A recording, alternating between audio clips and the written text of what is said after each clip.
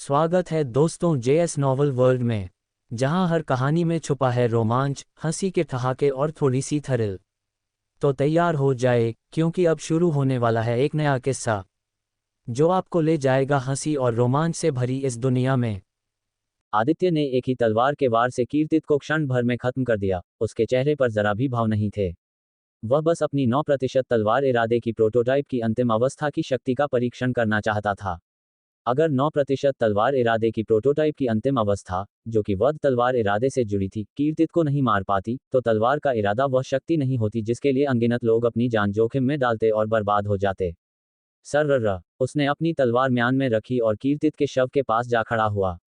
इस व्यक्ति की चाल थोड़ी परिचित लग रही है। आदित्य की आंखों में गहरी सोच थी। कीर्तित की चाल बेहद शानदार थी। उसने सूर्यवंशी पंथ के किसी भी शिष्य को यह चाल चलते हुए नहीं देखा था, फिर भी यह अजीब तरह से परिचित लग रही थी। याद न कर पाने पर आदित्य ने सोचना बंद कर दिया। एक इशारे से उसने कीर्तित से उसका संग्रह आध्यात्मिक अंगूठी और तलवार ले ली। अरे वाह, दूसरे स्थान पर आने वाले के पास तो बहुत कुछ होगा।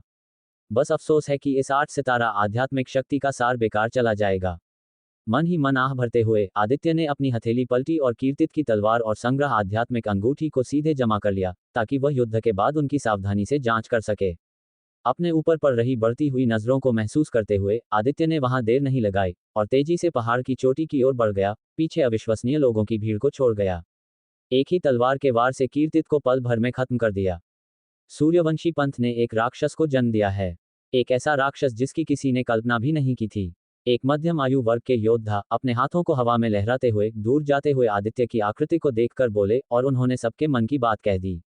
एक अप्रभावी आध्यात्मिक शक्ति वाला, जो न केवल कीर्तित को हरा देता है बल्कि पल भर में खत्म भी कर देता है, और वह भी सिर्फ 9वें स्तर की प्रारंभिक अवस्था में। ये सब अविश्वसनीय लग रहा था, यहाँ तक कि अजीब भी। सर्र आदित्य को दूसरों के विचारों का पता नहीं था, और अगर होता भी तो उसे परवाह नहीं होती। अब उसे अपनी ताकत छिपाने की जरूरत नहीं थी। लगता है जो कुछ भी लक्षित ने कहा था वह सच है। पता नहीं कितने लोग मेरा सिर चाहते हैं। आदित्य की आंखें तेज थीं, और चिंतित होने के बजाय वह हल्के से उत्साहित था। जो लोग उसके खिलाफ साजिश करने की हिम्मत करते हैं, वे निश्चित रूप से अनजान नहीं हैं, और उनकी संपत्ति स्वाभाविक रूप से काफी है। ठीक है, पता नहीं प्रीति कहाँ है। ऐसा नहीं था कि आदित्य को प्रीति में कोई दिलचस्पी थी। वह एक महत्वहीन व्यक्ति है, उसे मारना या न मारना कोई मायने नहीं रखता। उसे तो भूगर्भ मिश्रित युआन गोली की परवाह थी। इस युद्ध में उसने बहुत सारी आध्यात्मिक शक्ति का सार अवशोषित किया है, और एक बार जब ये पूरी तरह से परिष्कृत हो जाएगा, तो 9वें स्तर की मध्य अवस्था तक पहुंचना तो दूर की बात है, यहाँ तक कि 9वें स्तर की अंतिम अवस्था भी मुश्किल नहीं होगी। अगर उसे वह भूगर्भ मिश्रित युआन गोली मिल जाती है, तो वह 4 चरम रहस्य क्षेत्र में आगे बढ़ने की तैयारी कर सकता है। अगर मुझे भूगर्भ मिश्रित युआन गोली मिल जाती है, तो मैं शायद जयमिन से पहले ही 4 चरम रहस्य क्षेत्र में आगे बढ़ जाऊंगा और एक महान शक्ति स्तर का मजबूत व्यक्ति बन जाऊंगा। आदित्य की आंखें चमक उठीं, और उसने तुरंत अपनी गति बढ़ा दी। जल्द ही आदित्य युद्ध के सबसे आगे पहुंच गया, चोटी से केवल 2 से 3 हजार मीटर दूर। तदनुसार यहाँ युद्ध सबसे भीषण था। रक्त छाया पंथ के शिष्य हर जगह थे। बहुत से लोग 9वें स्तर की अंतिम अवस्था के मजबूत व्यक्ति भी थे, साथ ही विभिन्न गुटों के शीर्ष प्रतिभाशाली लोग भी जमकर भिड़ रहे थे। हत्या, चीख और युद्ध की आवाजें आपस में गुंथी हुई थीं। कटे हुए अंग और विकृत शव हर जगह थे। क्रूर माहौल आम लोगों को पागल करने के लिए काफी था। मारो। जैसे ही आदित्य पहुंचा, उसे 9वें स्तर की प्रारंभिक अवस्था के एक रक्त छाया पंथ के शिष्य ने निशाना बनाया, जो एक खूनी कृपाण के साथ उस पर झपटा। स्वाभाविक रूप से आदित्य ने उसे गंभीरता से नहीं लिया। बिना एक भी शब्द कहे उसने अपनी तलवार घुमाई। छपाक, तलवार की शक्ति उमड़ी, और रक्त छाया पंथ के शिष्य का शरीर हवा में ही बीच से फट गया। लड़के, मौत को दावत दे रहे हो। 9वें स्तर की मध्य अवस्था के 2 रक्त छाया पंथ के शिष्य दोनों तरफ से आदित्य पर हमला करने लगे। उनकी हत्या की मंशा आसमान छू रही थी। अच्छा, मैं तुम्हें अपनी तलवार की शक्ति को निखारने के लिए इस्तेमाल करूंगा। आदित्य की योजना सरल थी, इस युद्ध को एक अवसर के रूप में उपयोग करना, ताकि वह अपनी तलवार की शक्ति को निखार सके। ये रक्त छाया पंथ के शिष्य उसकी तलवार की शक्ति के लिए पोषण बन जाएंगे। हर एक हत्या सच्ची तलवार की शक्ति के एक कदम करीब होगी। मारो। तलवार की शक्ति फूट पड़ी। आदित्य ने अपनी कलाई मोड़ी, तलवार की शक्ति चारों ओर फैल गई, निर्णायक और घातक। छपाक, छपाक। दोनों रक्त छाया पंथ के शिष्य तुरंत आधे में कट गए। बची हुई तलवार की शक्ति बिना रुके कहर बरपाती रही, जिसके प्रभाव से 2 और रक्त छाया पंथ के शिष्य जो बहुत करीब थे, वे भी मारे गए। क्या शक्तिशाली तलवार की शक्ति है। ये व्यक्ति कौन है जो केवल 9वें स्तर की प्रारंभिक अवस्था में है, फिर भी उसकी तलवारबाजी इतनी मजबूत है? आदित्य के शानदार प्रदर्शन ने तुरंत ध्यान आकर्षित किया। 9% तलवार इरादे की प्रोटोटाइप, सूर्यवंशी पंथ का शिष्य। वह सूर्यवंशी पंथ से नया पदोन्नत हुआ शीर्ष 10 शिष्य आदित्य है। क्या वह 9वें स्तर की अंतिम अवस्था में नहीं था? वह 9वें स्तर की प्रारंभिक अवस्था में कब पहुंचा? कई जिज्ञासु आंखें उस पर केंद्रित हो गईं। आखिरकार आदित्य की प्रतिष्ठा हाल ही में बहुत बढ़ गई थी। कीर्तित को हराकर एक शीर्ष 10 शिष्य बनना, उसका नाम पूरे विशाल देव साम्राज्य में गूंज रहा था, एक समय के लिए बेजोड़ था। जयदेव और ऋतिका भी ज्यादा दूर नहीं थे। बातचीत सुनकर ऋतिका ने तुरंत आदित्य को हाथ हिलाया। आदित्य, यहाँ। एक रक्त छाया पंथ के शिष्य को तलवार से मारते हुए आदित्य ने ऋतिका की आवाज सुनी, थोड़ा हिचका, फिर सीधे उड़ गया। उसकी आकृति हवा में एक स्पष्ट हवा की लहर छोड़ रही थी।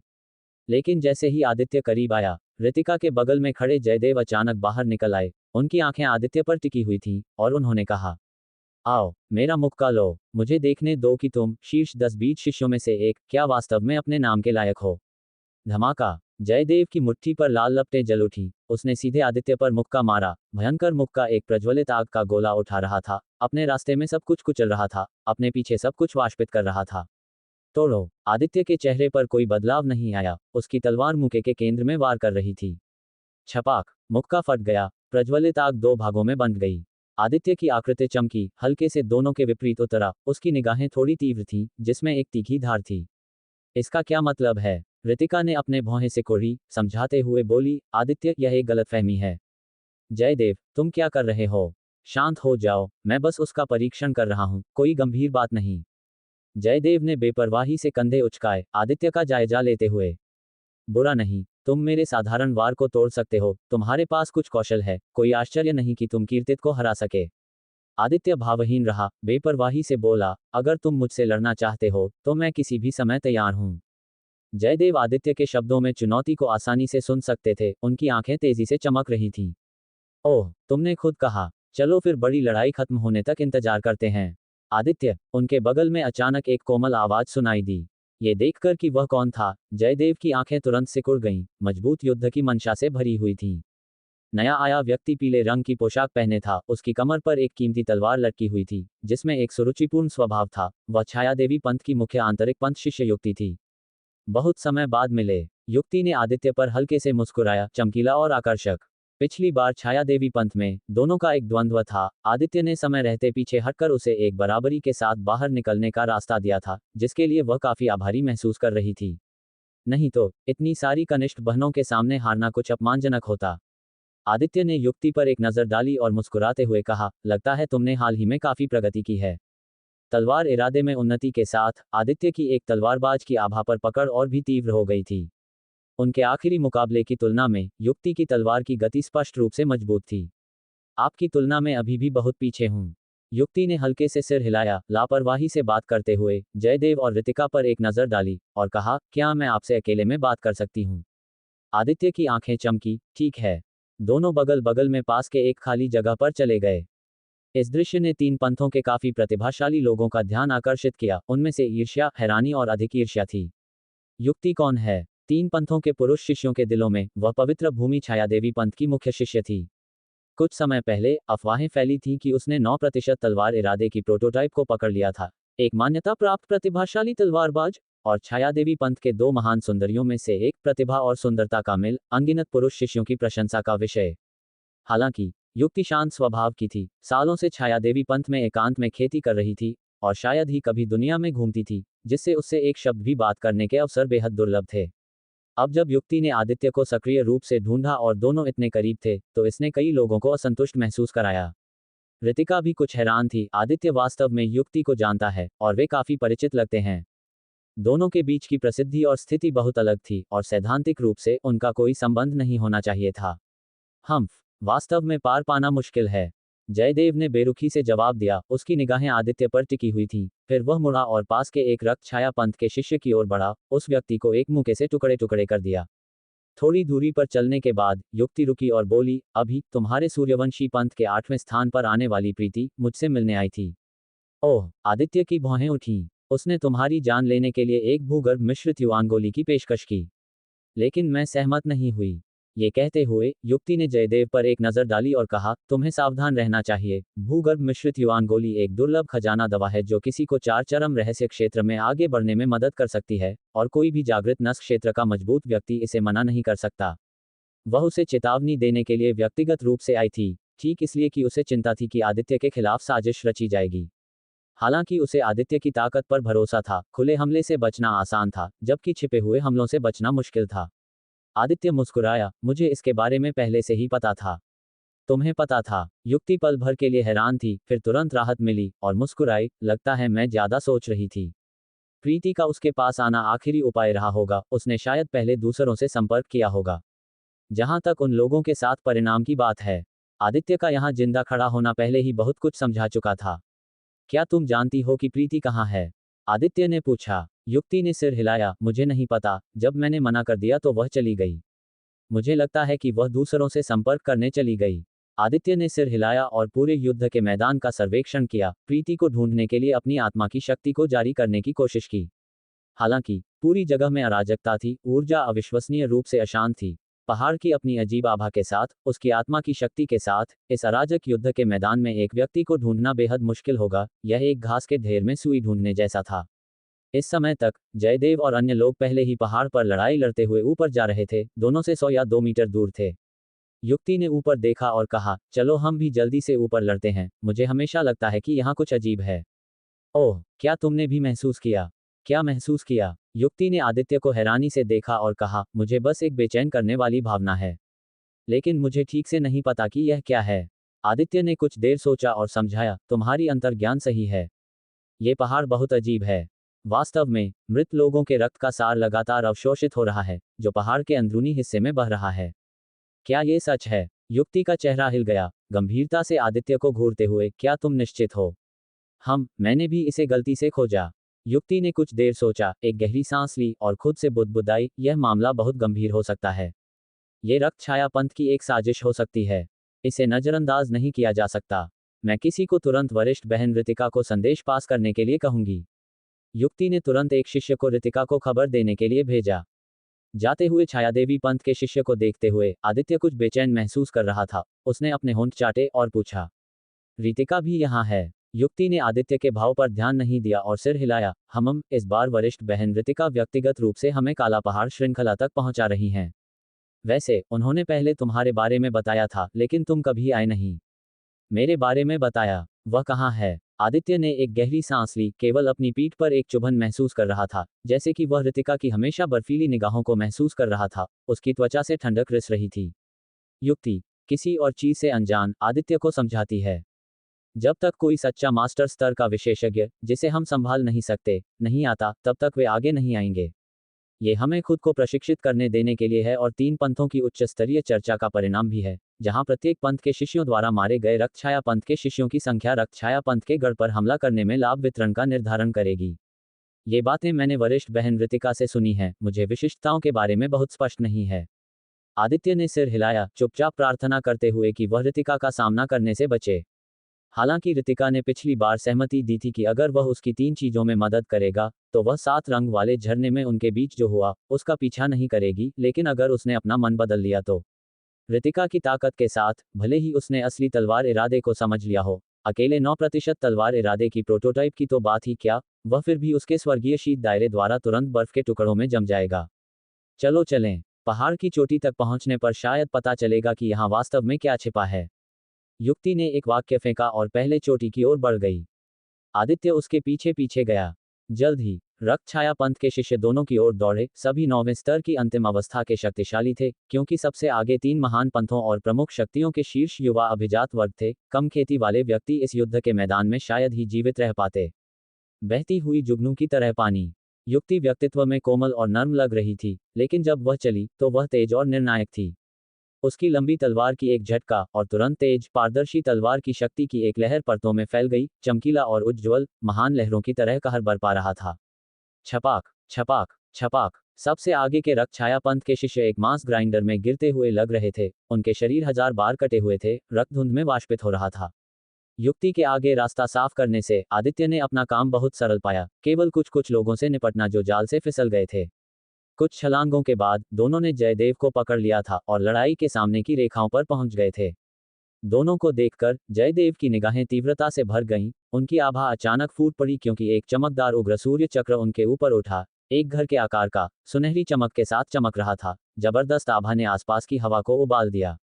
सूर्य ज्वाला राजा मुक्का। एक पैर आगे बढ़ाते हुए जयदेव ने सीधे मुक्का मारा। धमाका। झुलसाने वाला मुक्का दोपहर के सूरज की तरह उभरा, आगे बढ़ रहा था और रास्ते को अवरुद्ध कर रहे रक्तछाया पंथ के शिष्य चकमा भी नहीं दे पाए, मुक्के की शक्ति से अभिभूत हो गए और कम खेती वाले लोगों को मिटा दिया गया। पहाड़ पर एक झुलसा हुआ खूनी गड्ढा छोड़ गया जो देखने में भयानक था। हम्फ हम्फ। एक मुक्के से जयदेव मुस्कुराए, पीछे मुड़कर आदित्य को देखा, उनके चेहरे पर एक गर्व का भाव था।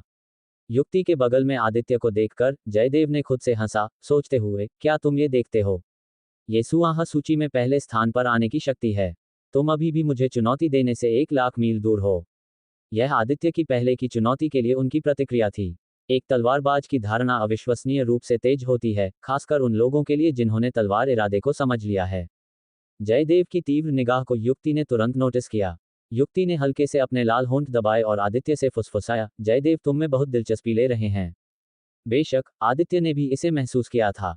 वह शांत स्वभाव का हो सकता था, लेकिन वह कम नहीं समझना चाहता था।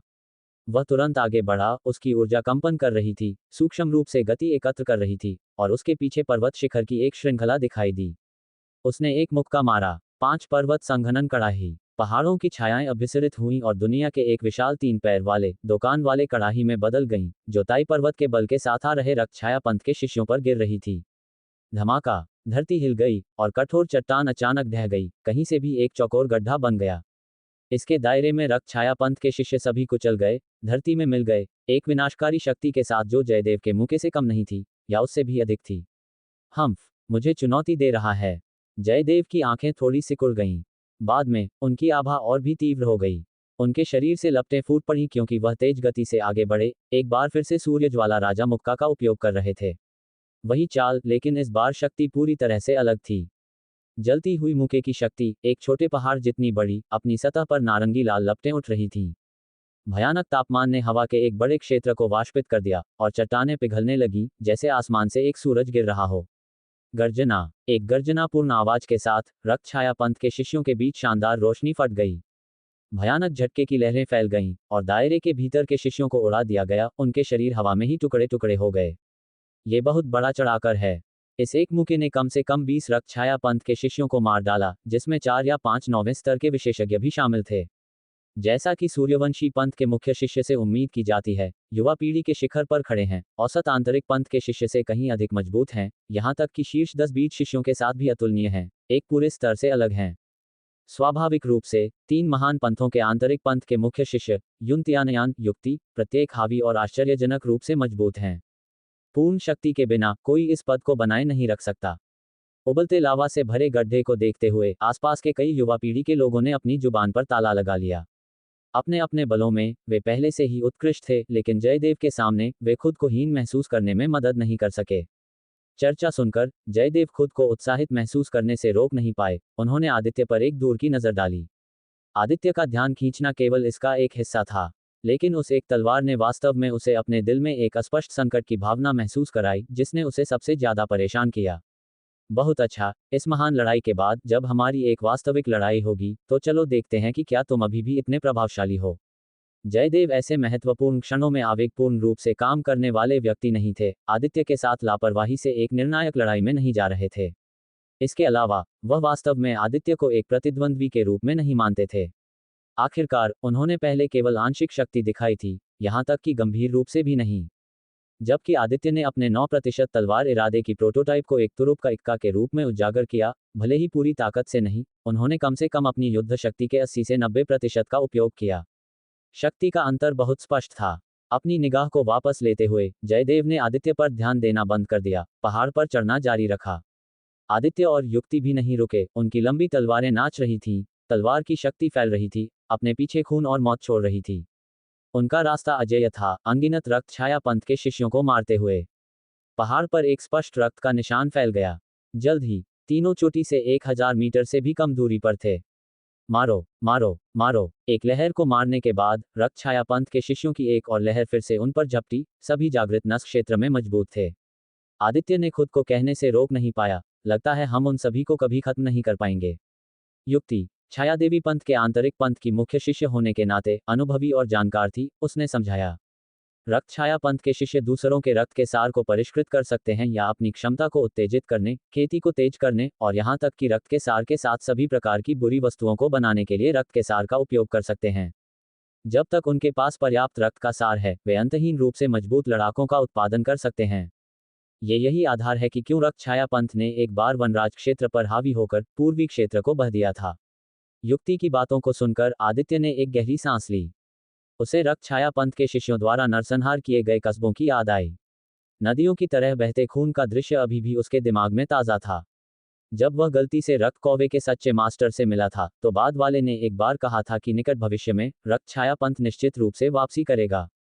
तब तक न केवल विशाल देव साम्राज्य बल्कि पूरे वनराज क्षेत्र और यहां तक कि पूरे पूर्वी महाद्वीप रक्त छाया पंथ की दास्ता के अधीन आ जाएंगे।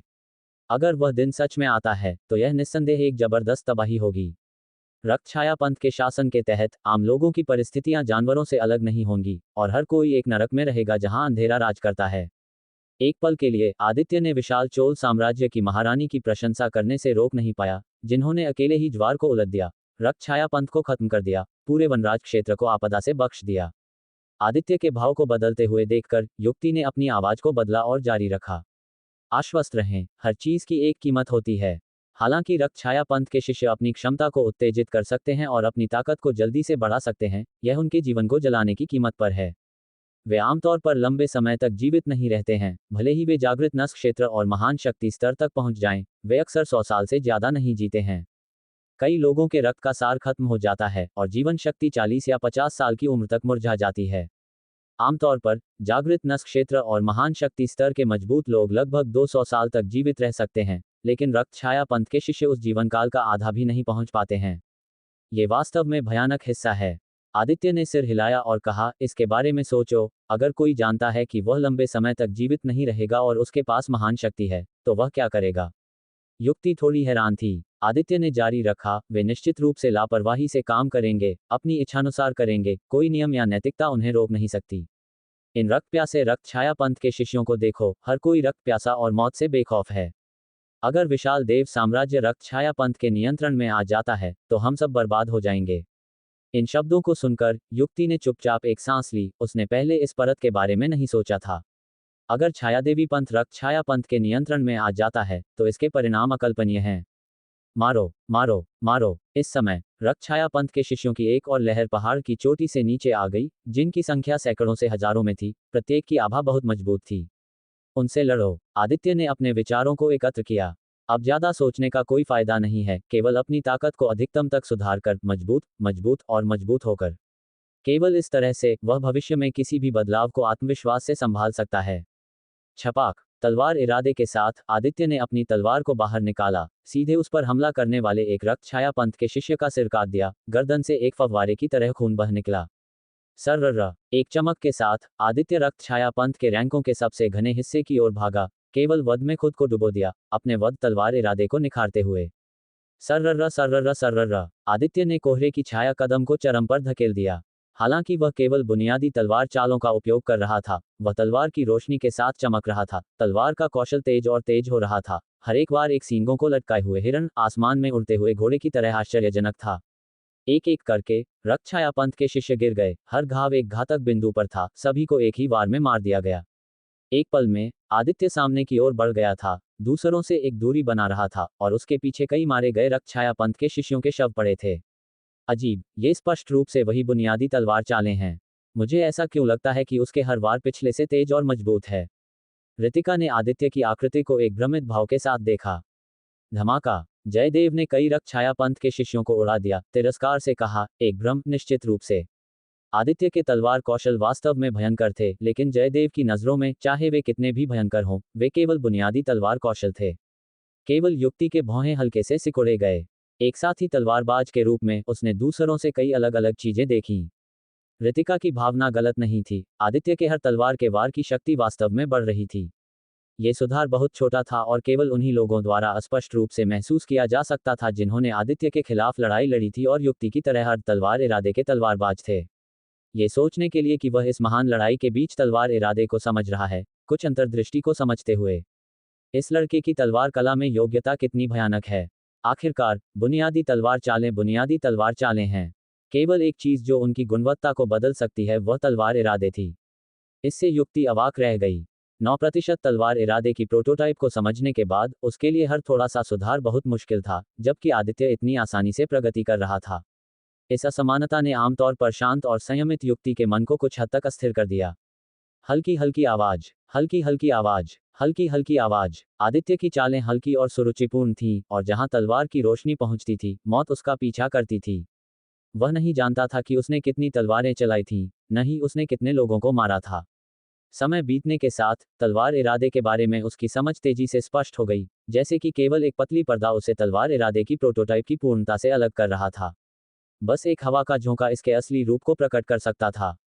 बिना थके मारना जारी रखते हुए आदित्य तेजी से आगे बढ़ा, अनजाने में वह पहले से ही चोटी के शीर्ष से 100 मीटर से भी कम दूरी पर था। पहाड़ का शिखर, पूरी चोटी ऐसी लग रही थी जैसे किसी ने पहाड़ के सिर पर मुक्का मारा हो, केवल एक विशाल कटोरे के आकार का गड्ढा छोड़ दिया हो। गड्ढे के केंद्र में एक अथाह खाई थी, जो अशुभ बादलों से भरी हुई थी। बेहोश खून की रोशनी चमक रही थी, एक भयानक जानवर के खूनी मुंह की तरह। आसपास खड़ी चट्टानें थीं, जिन पर 1000 से अधिक रक्तछाया पंथ के शिष्य खड़े थे। उनमें से 1 दर्जन से अधिक की असाधारण रूप से मजबूत आभा थी। प्रत्येक आभा शीर्ष 10-20 शिष्यों के बराबर थी, कुछ तो जयंत से भी मजबूत थे। वे पहले से ही ऊपर आने वाले हैं।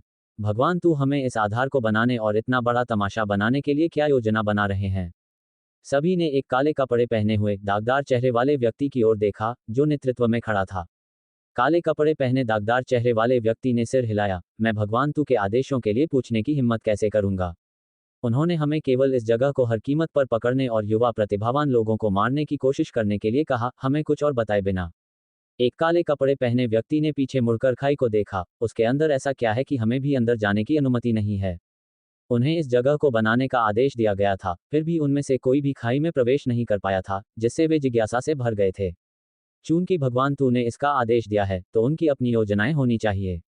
हम बस आदेशों का पालन करते हैं, इतना क्यों सोचते हैं? या तुम आदेशों का उल्लंघन करने की हिम्मत करते हो? एक दुबले पतले चेहरे और भूरे बालों वाला काले कपड़े पहने व्यक्ति बाहर खड़ा हुआ, एक ठंडी हंसी छोड़ रहा था।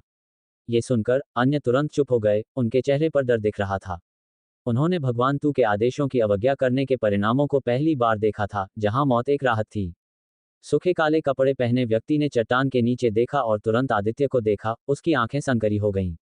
इतनी कम उम्र में 9% तलवार इरादे की प्रोटोटाइप को समझ लिया है, क्या तलवार कला का प्रतिभाशाली है? ये व्यक्ति जीवित रहेगा तो निश्चित रूप से हमारे प्रभुत्व के रास्ते में एक ठोकर होगी। कौन मेरे साथ उसे मारने आएगा? मैं चलूंगा। हे, मुझे भी गिनो। मुझे इन युवा प्रतिभाशाली लोगों को पालने में ही खत्म करना पसंद है, खासकर तलवार कला में। शीर्ष 10-20 शिष्यों के स्तर पर 2 काले कपड़े पहने व्यक्ति आगे बढ़े। 3 काले कपड़ों वाले शख्स सीधे आदित्य की ओर बढ़े। रक्त में एक पंजा। बीच हवा में दुबले पतले काले कपड़े वाले शख्स से रहा नहीं गया और उसने सबसे पहले वार किया। उसके शरीर से एक लाल आभा निकली और उसका पंजा, जो हड्डियों का ढांचा मात्र लग रहा था, आदित्य की ओर झपटा। धमाका। पंजे के आकार की एक भयानक रक्त आभा हवा को फाड़ती हुई नीचे आई। आदित्य के सामने खड़े कुछ रक्त छाया पंथ के चेले समय पर हट नहीं पाए और पल भर में चित्रों में बदल गए। हटो! आदित्य की नजरें चमकी और उसका शरीर अचानक गायब हो गया, पीछे एक परछाई छोड़ गया। धड़ाम! परछाई पलक झपकते ही फट गई और आदित्य की मूल जगह पर 5 गहरे पंजे के निशान बन गए। आदित्य का असली रूप कुछ ही गज दूर प्रकट हुआ। अपनी ओर भागते हुए तीनों को देखकर उसकी शांत आंखों में एक चमक आ गई। इतनी लड़ाई के बाद आखिरकार कुछ काबिल विरोधी सामने आए हैं। फटाक! दुबला पतला शख्स रुका और ठंडी हंसी हंसा, मेरे वार से इस तरह बचना। 9 तलवार इरादा प्रोटोटाइप को समझने वाले तलवारबाजी के जीनियस के लायक है। बुरा नहीं है, लड़के, तुमने इतनी शान से हमारे लोगों को मारा। हिम्मत है तो फिर से करके दिखाओ। बाकी 2 काले कपड़े वाले शख्स भी आगे आए और आदित्य को तिरस्कार भरी नजरों से देखने लगे। आदित्य ने अपनी तलवार को घुमाया और लापरवाही से बोला, बातें खत्म। तो अब तुम मर सकते हो। मौत को न्योता दे रहा है। लोग कहते हैं कि तलवारबाजी के जीनियस बेहद घमंडी होते हैं, किसी को कुछ नहीं समझते। आज मैंने देख लिया, ये सच है। हमारे सामने गुस्ताखी करने की हिम्मत। इसके हाथ पैर फाड़कर पत्थर के खंभे पर टांग दो। आदित्य के शब्दों से तीनों काले कपड़े वाले शख्स आग बबूला हो गए।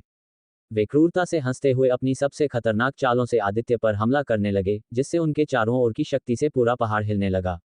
भागो! आसपास के कमजोर रक्त छाया पंथ के चेलों का दिमाग लगभग फट चुका था। वे पागलपन में भागने लगे, डर रहे थे कि कहीं वे इस लड़ाई में न फंस जाएं।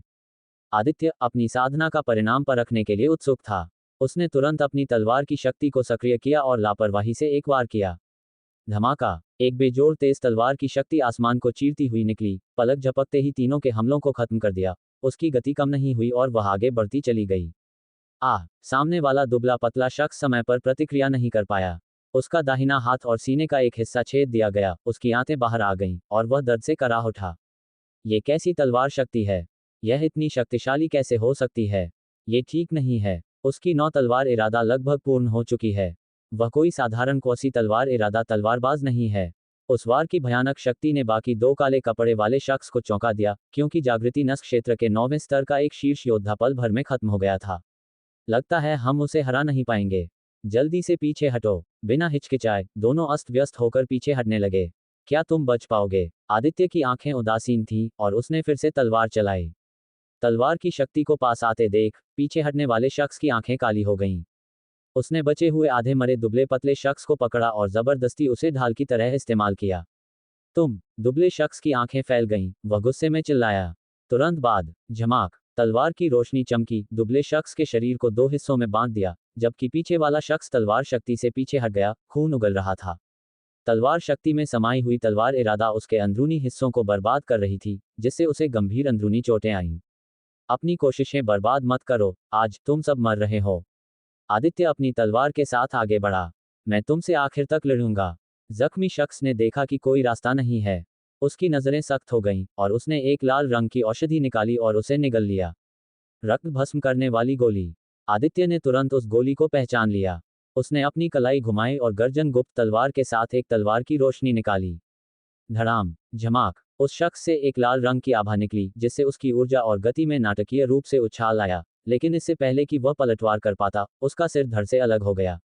क्या? आखिरी काले कपड़े वाले शख्स का दिमाग इस दृश्य से हिल गया। सौभाग्य से वह पहले से ही पहाड़ की चोटी के पास पहुंच चुका था। उसने निशान वाले चेहरे वाले शख्स को चिल्लाकर कहा, जयदेव, ये लड़का अजीब है, उसकी तलवार इरादा लगभग पूर्ण है। हमें उसे मारने के लिए मिलकर काम करना होगा। निशान वाला काला कपड़े वाला शख्स, जिसे जयदेव कहा जाता था, दूसरे युद्ध क्षेत्र को गंभीरता से देख रहा था। पश्चिमी चोटी पर, शिखर के पास, एक तेज आंखों वाला युवा तलवारबाज तेजी से हमला कर रहा था। वह युवा तलवारबाज लाल लपटों से घिरा हुआ था। उसमें एक शक्तिशाली तलवार इरादा थी जो आसमान में उठ रही थी। उसके चारों ओर की हवा को ऐसे मरोड़ रही थी जैसे वह उबल रही हो। धड़ाम, धड़ाम, धड़ाम! हर वार के साथ युवा के हाथ की लंबी तलवार आग के सांप की तरह गरजती थी, पहाड़ों को फाड़ती और हवा को तोड़ती थी, एक के बाद एक दुनिया को चीरती हुई। रक्त छाया पंथ के चेलों के ढेर लगातार गिर रहे थे। यहां तक कि जागृति नस्क क्षेत्र के 9वें स्तर के शीर्ष चेले भी युवा के एक वार का सामना नहीं कर पाए और तलवार शक्ति से चिथड़े चिथड़े हो गए। पूर्ण अवस्था में 9 तलवार इरादा प्रोटोटाइप। एक कदम पहले से ही तलवार इरादा क्षेत्र में है, और ऐसी भयानक अग्निशक्ति। निशान वाला शख्स गहरी परेशानी में था। मदद के लिए पुकार सुनकर उसने आदित्य की ओर देखा, स्थिति को तौला और निर्णायक रूप से कहा, आधा कदम तलवार इरादा स्तर के तलवारबाज को मेरे लिए छोड़ दो। बाकी सब इस लड़के से निपटो, जल्दी खत्म करो, और जरूरत पड़ने पर रक्त भस्म करने वाली गोलियां ले लो। धड़ाम! आदेश देने के बाद निशान वाले शख्स ने अपना पैर जोर से पटका। उसके अंदर से एक लाल आभा का तूफान निकला, उसे एक दानव जैसी परछाई में बदल दिया जो पश्चिम और युवा तलवारबाज की ओर दौड़ रहा था। हा, आखिरकार कोई जो इतना बेकार नहीं है। युवा तलवारबाज ने निशान वाले शख्स को देखा और एक लंबी दहाड़ लगाई। उस पर की लपटें और भी तेजी से जलने लगी, धीरे धीरे एक तलवार का आकार ले रही थी, जिससे उसके नीचे की चट्टान भी हिल रही थी, और अग्नि शक्ति बढ़ रही थी। धड़ाम! पहाड़ हिल गया क्योंकि दोनों तुरंत आमने सामने आ गए, और पश्चिमी आसमान खून की रोशनी और भयंकर लपटों के टकराव से लाल हो गया। मारो! पहाड़ की चोटी पर, निशान वाले शख्स के अलावा, 13 शीर्ष 10 बीज स्तर के रक्त छाया पंथ के चेले थे। एक को छोड़कर जो युद्ध की देखरेख के लिए रुका था, बाकी 12 आदित्य की ओर भागे। 12 शीर्ष 10 बीज चेलों के इकट्ठा होने से एक ऐसी आभा बनी जिसने मौसम को बदल दिया। उनके द्वारा उत्सर्जित ऊर्जा की लहरें तूफानी समुद्र की तरह थीं, जो भयंकर रूप से आदित्य से टकरा रही थीं। ये बेहतर है, मुझे उन्हें एक एक करके नहीं मारना पड़ेगा। आदित्य के बाल हवा में उड़ रहे थे, उसकी नजर तेज थी। मैं तुम्हारी मदद करूंगा। उसी समय युक्ति और जयदेव भी पास आ गए और युक्ति ने कहा, झमाझम झमाझम। युक्ति ने अपना हाथ हिलाया। बर्फीली चांदी की पतली तलवार ने तलवार शक्ति की एक बौछार निकाली, 3 रक्षाया पंथ के चेलों को रोकते हुए। आदित्य, तुम मुझ पर एहसानमंद रहोगे।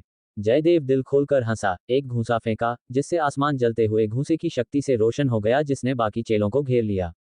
मौत को न्योता दे रहा है। चलो इस आदमी को मारें। रक्त में एक पंजा, लाश चीर घूंसा, धड़ाम। 2 रक्त छाया पंथ के चेले आगे बढ़े, घूंसे की शक्ति को चकनाचूर कर दिया और जयदेव की ओर झपटे। मारो। बचे हुए 7 ने मारने का इरादा दिखाया, आदित्य पर हमला किया। आदित्य अवाक था, उसे वास्तव में मदद की जरूरत नहीं थी, लेकिन इस तरह उसे लड़ाई को हल करने के लिए अपनी रहस्यमय तकनीक का खुलासा नहीं करना पड़ेगा। बच्चे, तुम चुपचाप अपनी मौत क्यों नहीं स्वीकार करते? 7 रक्त छाया पंथ के चेले आदित्य के चारों ओर उतर आए, उसे पूरी तरह से घेर लिया और आदित्य को एक भेड़ की तरह देख रहे थे जिसे बलि दी जानी थी। वे सभी जागृति नस क्षेत्र के शीर्ष विशेषज्ञ थे और एक साथ मिलकर वे जागृति नस के क्षेत्र में कहीं भी जा सकते थे। उनके सामने एकमात्र कोसी तलवार इरादा तलवारबाज केवल मौत के लायक था। आदित्य बिना किसी भाव के रहा और जोर से बोला, 7 बहुत कम है, इनका जिक्र करने लायक नहीं। हा, ये सुनकर एक अधेड़ उम्र का रक्त छाया पंथ का चेला खुद को हंसने से रोक नहीं पाया। दिलचस्प, दिलचस्प। हम 7 के सामने अकेले, तुम अभी भी इतनी डींग मारने की हिम्मत करते हो? सिर्फ एक कोसी तलवार इरादा तलवारबाज। जिस तरह से तुम बात करते हो, मुझे लगा कि तुम डोमेन सूची के उन प्रतिभाशाली लोगों में से एक हो।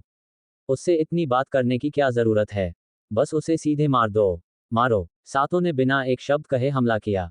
हर एक ने अपनी सबसे खतरनाक चालें दिखाईं। शक्तिशाली ऊर्जा की लहरें सभी दिशाओं से आदित्य पर हमला कर रही थी, आसमान में भयानक निशान छोड़ रही थी। धड़ाम। जब आदित्य ऊर्जा की शक्ति से गिरने ही वाला था, तो उसके पैरों के नीचे एक ऊर्जा का बवंडर अचानक फट गया।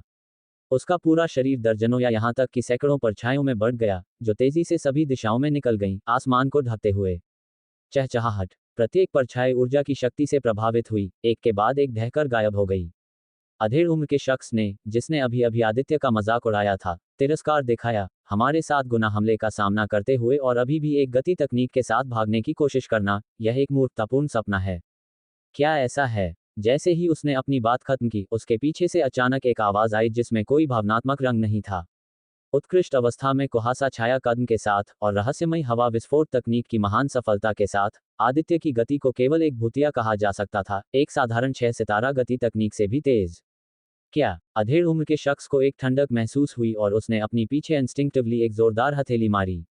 झमाक झमाक। तलवार की रोशनी की 2 धारें चमकी और अधेड़ उम्र के शख्स का शरीर 4 टुकड़ों में बढ़ गया। उसके फटे हुए सिर में अभी भी गहरा आश्चर्य दिखाई दे रहा था। आदित्य बिल्कुल नहीं रुका। उसने फिर से गर्जन गुप्त तलवार चलाई, सबसे नजदीक के रक्त छाया पंथ के चेले पर जोरदार वार किया। इसे तोड़ दो। ये रक्त छाया पंथ का चेला गर्जा, अपनी आत्मिक शक्ति को सक्रिय किया, अपनी ऊर्जा को चरम पर पहुंचाया। उसके चारों ओर तीव्र रक्त प्रकाश था और उसने तलवार शक्ति की ओर एक घूंसा फेंका।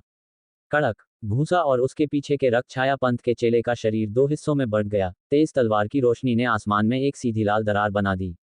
ये लड़का अजीब है। जल्दी रक्त भस्म करने वाली गोली का सेवन करो। उसे एक एक करके लड़ने का मौका मत दो। चलो मिलकर उसे खत्म करें।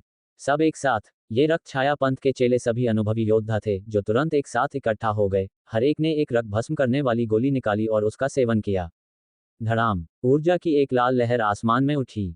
रक्त भस्म करने वाली गोली के प्रभाव में 5 का खून तेजी से जल उठा। उनकी आभा तेजी से बढ़ी, उनकी आंखों से तीव्र रक्त प्रकाश निकल रहा था, जिससे उनका पहले से ही खूनी और क्रूर स्वभाव और भी हिंसक और बुरा हो गया।